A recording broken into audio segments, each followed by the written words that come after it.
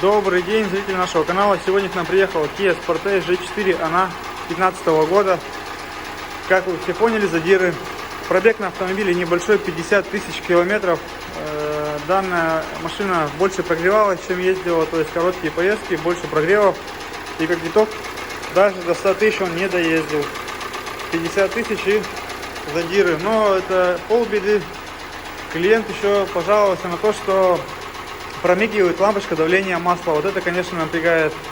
То есть сейчас будем смотреть, естественно, по датчику. Масло его нет, продавило его, не продавило.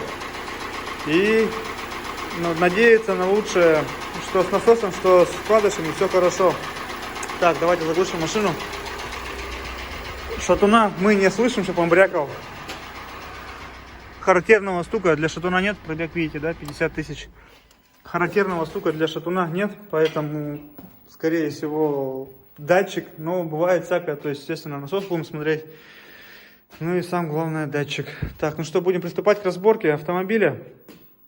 По катализаторам, здесь стоит два катализатора, верхний и нижний. Будем заглядывать в верхний, смотреть его состояние, но, скорее всего, наш совет верхний удалять, нижний оставлять, которые идут там в середине автомобиля, то есть развалится, ну и ладно. А вот верхний, это, конечно, беда.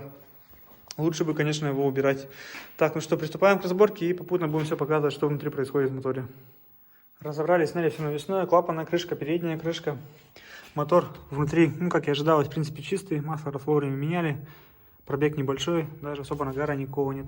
Натяжитель практически не вышел, ну это бы следовало ожидать, что цепочка тоже не вытянутая совсем. Сейчас будем разбирать, смотреть масляный насос, что с ним, куда девалось давление. То есть, ну, естественно, основное будет видно тогда, когда разберем мотор и посмотрим, что там с коленвалом, со вкладышами. Датчик сухой, то есть это что-то здесь.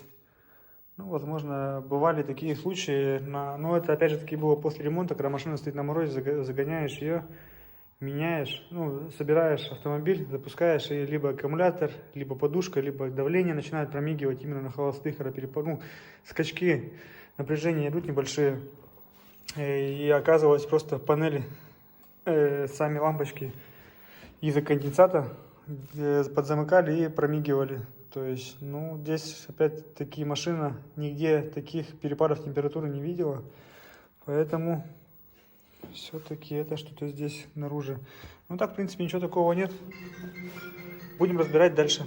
Сняли ГБЦ, задиры, 2, 3, 4, 1 только пошел. Сейчас покажем это все дело вам. 4, 3, 2, ну, 1 только начинаются они. Тут уже такие довольно-таки хорошие. 1 только пошел. Так, ну что, в принципе, чего и следовало ожидать. В данном случае, скажем так, по звуку было все понятно, что здесь не очень все хорошо. Шатуны вроде бы все целые, то есть поршня не проваливаются. Сейчас осталось у нас 3 болта крепления мотора, достаем блоки, разбираем его, смотрим, что там с коленвалом. Нас больше всего сейчас интересует коленвал. Продолжаем разборку. Разобрали мотор, что имеем по итогу. Задиры я, в принципе, показывал, еще раз покажем сейчас. 1, 2, 3, 4. Больше всего 2 и 4 цилиндр. Так, по коленвалу. Коленвал весь в размере у нас. К нему вопросов нет. Вкладыши опять-таки зажали трехслойные с тефлоном. Верхний и нижний промерили. Зазоры нормальные, в норме. По коренным некоторые шейки есть скрапления, то есть будем менять. Особенно вот у нас, видите, да, 3 полетела грязь. Сама-то рабочая поверхность целенькая, по краям грязь все-таки поела его. То есть эти моменты поменяем. 3 шейки, там 2 в идеале, а вот 3 есть. По насосу вопросов никаких нет. То есть все хорошо, без износа какого-либо. Тут потери давления тоже быть не может, поэтому насос остается старый. Меняем датчик давления масла, вкладыши, поршневая. По поршневой тоже сейчас большие вопросы. У нас автовелт резко кончился, то есть старые запасы остались, но новых нету. Заказываем, пробуем, но посмотрим, что придет, не придет, видно будет со временем. В крайнем случае придется гильзовать под оригинальную поршневую. Не хотелось, конечно, эти блоки гильзовать, но выхода другого нет. По головке тоже вопросов нет, по распредвалам нет вопросов, то есть клапана притираем, меняем сальники клапанов и все. По цепочке, сами видели, вопросов тоже нет, натяжитель меняем. Ремкомплект прокладок, в принципе, все. Так, ну что, сейчас запчасти мыть, то есть тут уже сняли весь герметик, подготовили к мойке. Все это дело моем, блок точим и будем собирать. На этом пока все. Снова здравствуйте. Сегодня пришло время Kia Sportage. Блок у нас расточен. Все запчасти отмыты, готовы к установке. Вкладыши, естественно, будут стоять тефлоном. То есть прожали пару шеек. Зажали сначала сами шатуны, промерили, потому что, еще раз повторюсь, бывает вытягивает их. В данном случае, опять-таки, все хорошо. Шатуны не вытянуты, вытянуты не критично, то есть там сотка эта роли особо не играет. Зажали новые вкладыши с тефлоном, померили зазоры, все отлично. По ним вопросов нет. Как вы помните, здесь промаргивало давление масла лампочка. Разобрали полностью насос, посмотрели, никаких задиров, ничего там нет. То есть все идеально, вал везде все идеального размера, вкладыши в нормальном состоянии, ну, для данного мотора. Потери давления здесь не было, то есть датчик будет замена. Новый датчик оригинальный пришел у нас. Так, по поршневой, естественно, автовелт. 0,5. Здесь вышло, задиры все убрались, то есть поэтому все хорошо. Гильзовать, слава богу, не пришлось. Опять-таки показываю вам дно поршня. То есть мотор, в принципе, сам был копчененький, но вот эти вот риски охлаждения за глаза хватает, еще раз говорю вам. Смотрите, вымыто, как все хорошо. Это не перегревы, повторюсь вам. Это именно холодные запуски и малые тепловые зазоры. Многие пишут, что за бред вы там говорите, типа на сухую вертится, типа то, что масло 5,20 и намного жиже на холодную, чем 5,40. Я с вами согласен, я не говорю, что из-за именно 5,40 масла это происходит. Я говорю, что в принципе из-за густого масла, будь это 5,20, 5,40, неважно, в принципе оно просто густое и холодные запуски. Вот что приводит к задирам, а не то, что вот 5,40 и поэтому оно густое масло и поэтому задирает. Нет. Мы советуем почему 5,20? Потому что вот эти вот все вкладыши, все зазоры выверены на жидкое масло. Вот это вот приводит густое масло. То есть толщина масляной пленки больше, естественно, сила трения больше. Вот что это делает. Не нужно сюда заливать еще раз густые масла. Еще раз говорю, не надо. Только 5,20, только 5,30. Не надо никакие 5,40 лить. После 100 тысяч то же самое не надо. Это байки, скажем так, наших дедушек, наверное, когда вот там на Жигулях все после 100 надо гуще масла лить, там минералки и тому подобное. Нет, данные моторы нет. Не нужно этого делать. Там и после 200 тысяч зазоры между валом и вкладышем должны оставаться минимальные при должном, скажем так, использовании и надлежащем использовании и грамотном масле и замене своевременной.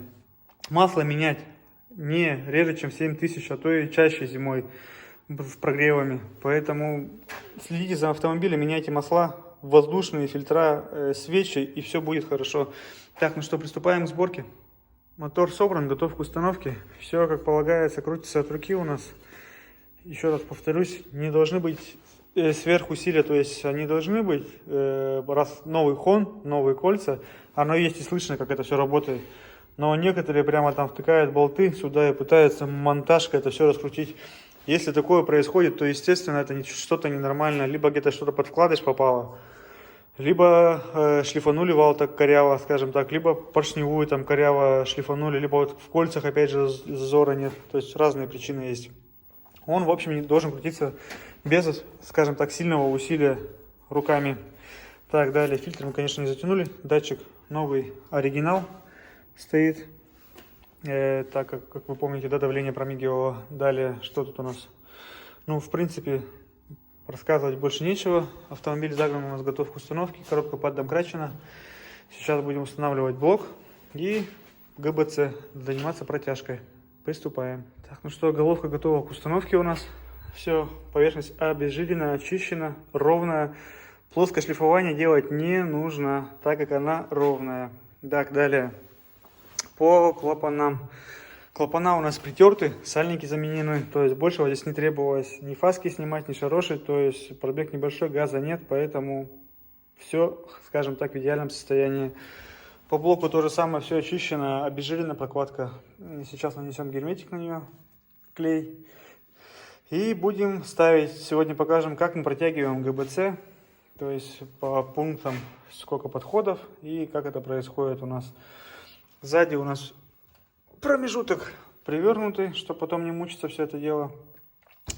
В общем, приступаем к установке ГБЦ. Так, сейчас покажем вам, как протягивается головка на данных автомобилях. То есть с первых подходов 4-5 можно тянуть вообще без динамического ключа.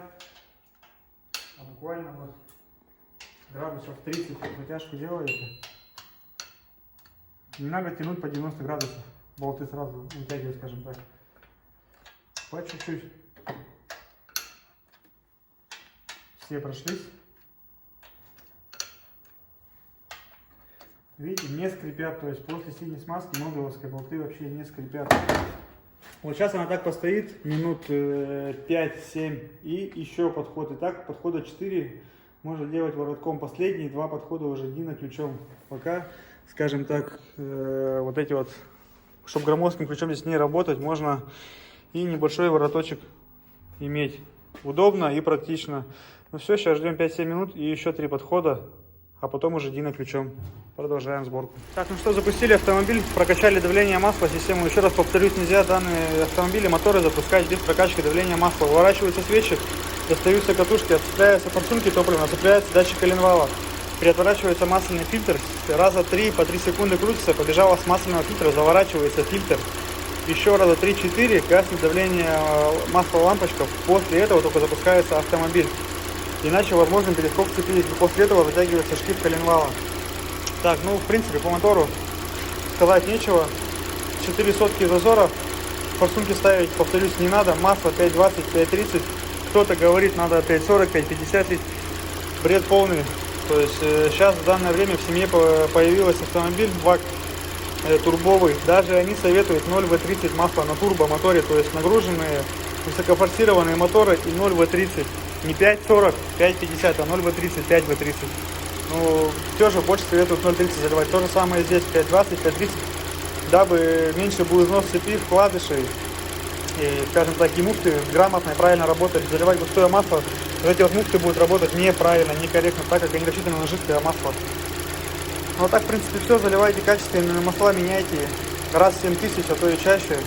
Прогревайте зимой перед запусками, и все будет хорошо.